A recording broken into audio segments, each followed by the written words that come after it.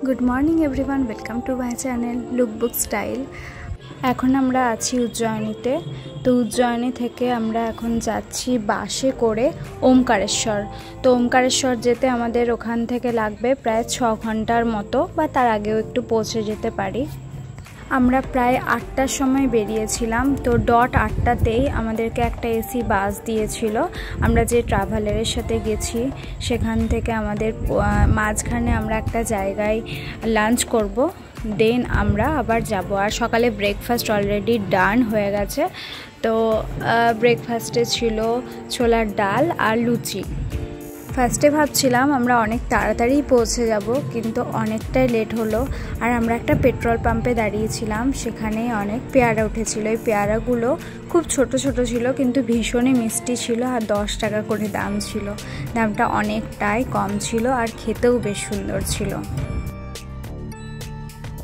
প্রথম দিকে পেয়ারা এসেছিল বলে কেউ নেয়নি। আমরা যখন 2-3 প্লেট নিই, গোটা বাস সবাই নিয়েছিল, কারণ আমরা রিভিউ দিয়েছিলাম বেশ ভালো ছিল এবং মিষ্টি ছিল। তো আমি প্রায় 2 প্লেট খেয়ে নিয়েছি।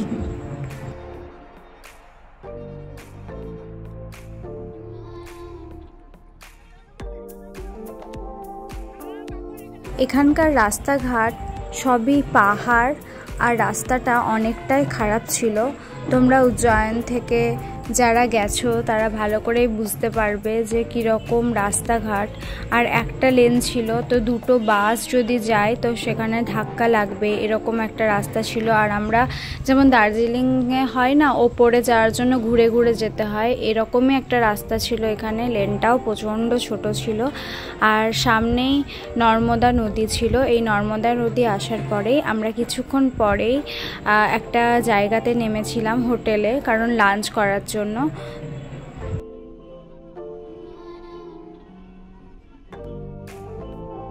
ট্রাভেলাররা মানে ওখান থেকে রান্না করেই নিয়ে এসেছিল। তারপরে এখানে এসে আমরা খাবার খাচ্ছি। মানে পোস্ত ছিল, ডাল ছিল, ভাত ছিল আর একটা তরকারি ছিল। অন্য কিছু ছিল না, কারণ খারাপ হয়ে যাবে গরমের জন্য তাই। আর কিছুক্ষণ পরে আমি একটা ওখান থেকে আইসক্রিম নিয়ে নিলাম, কারণ এতটাই গরম লাগছিল, একটু আইসক্রিম খেতে ইচ্ছে করছিল। তো তারপরে আমরা অনেকক্ষণ পরে ওখান থেকে বাস থেকে নেমেই আমরা টোটো পেয়ে গেছিলাম। তো টোটোতে তোমাদের 6 জনের জন্য 100 টাকা নেবে। তো ওখানে তোমরা নিজের টোটো করে নেবে এবং পয়সা ওদেরকে দিয়ে দেবে। ওখানে ট্রাভেলারের সাথে কোনো চুক্তি ছিল না, কারণ ট্রাভেলাররা সাইট সিনের কোনো টাকা দেয় না।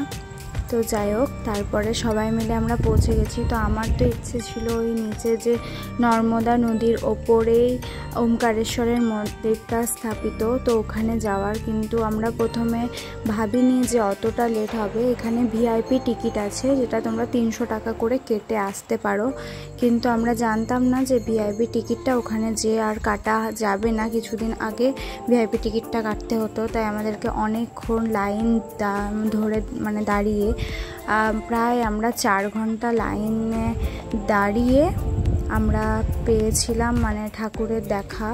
তো এই যে দেখছো, এতটা স্বচ্ছ জল, এত গরম ছিল সেদিনে, মনে হচ্ছিল যে একটা ঝাঁপ মারি আর ওই ঠান্ডা জলটাতে স্নান করি। মন্দিরটা তো অবশ্যই দেখার মতো সুন্দর। আর এটা 12টা জ্যোতির্লিঙ্গর মধ্যে প্রথম আমরা দেখেছিলাম মহাকালেশ্বর মন্দির, এবং দ্বিতীয় আজ দেখছি ওমকারেশ্বর মন্দির। আস্তে আস্তে তোমাদের আমি গুজরাট, আমেদাবাদ, দ্বারকা, দিউ সবগুলোই ঘুরে দেখাবো। প্লিজ আমার ব্লগগুলো দেখো, আর ভালো লাগলে একটা লাইক, শেয়ার অ্যান্ড সাবস্ক্রাইব করে দিতে পারো। তোমরা যদি কেউ গুজরাট আসতে চাও, তাহলে আমার এই ভিডিওগুলো দেখলে হয়তো শুনলে তোমাদের কিছুটা উপকার হতে পারে। আজকের দিনটা মনে রাখার মতো, কারণ আমাদের আজকের দিনটা খুব একটা ভালো যায়নি। 11:45 ট্রেনের টিকিট অলরেডি আমাদের কাটা ছিল, কিন্তু আমরা বুঝতে পারিনি যে আমাদের এতটা লেট হবে। মন্দিরে ঢুকতে আমাদের প্রায় 100টা বেজে গেছিলো, আর আমাদের এখান থেকে যেতে প্রায় 6-7 ঘন্টা লাগবে। তারপরে আমরা 11:45 ট্রেনটা পাবো। তো আমরা 5 মিনিটের জন্য ট্রেনটা পেয়ে যাই। তো সেই দিনটা কিন্তু অনেক মানে দুজন আমাদের সাথে যিনি ছিলেন ওনারা পায়নি। তারপরে আমরা বিকেল দিকে একটু রেস্ট করেই পৌঁছে গেছিলাম সোমনাথ মন্দিরে, পুরনো সোমনাথ মন্দিরে। আর এটা হচ্ছে নতুন সোমনাথ মন্দির। তো কাল তোমাদের আমি দেখাবো সোমনাথ মন্দিরটা কীরকম। আর ভেতরে কিন্তু মোবাইল অ্যালাউ নেই, সব কিছুই তোমাদের ডিটেলসে জানাবো যে সোমনাথ মন্দির যেতে গেলে তোমাদের কিভাবে যেতে হবে। তো আজকের জন্য এই পর্যন্তই ব্লগটা। তোমাদের কিন্তু ব্লগগুলো কেমন লাগছে আমাকে কিন্তু একটা কমেন্ট করে জানাতে পারো, ভালো লাগবে আমারও। আর তোমরা কে কোথা থেকে দেখছো সেটাও আমি জানতে পারবো।